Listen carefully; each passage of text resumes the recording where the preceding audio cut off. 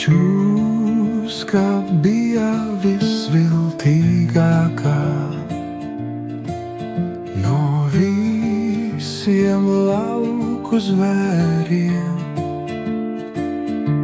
ko Dievs tas kungs bija radījis.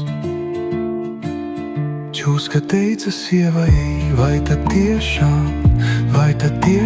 Dievs ir teicis, nēdiet ne no viena koka dārzā, ne no viena koka dārzā. Sieva teica čūskai, mēs ēdam no koku augļiem dārzā, bet par tā koka augļiem, kas ir dārza vidū, Dievs teicis, no tā jums nebūs ēst, nec to aiztikt, citādi jūs mirsit.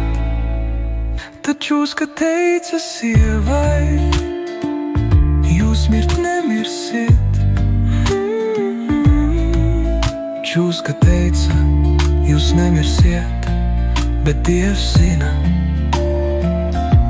ka tanī dienā, kad jūs no tā ēdīsit, jūsu acis atvērsies, un jūs būsit kā Dievs, zinādami labu un ļaunu. Čūska teica, jūs nemirsiet. Čūska teica, jūs būsit kā Dievs.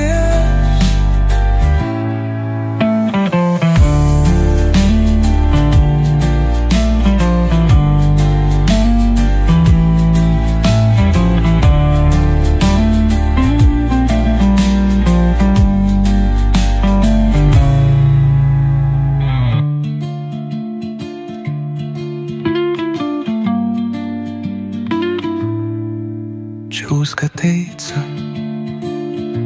jūs nemirsiet. Čūska teica, jūs būsit kā Dievs.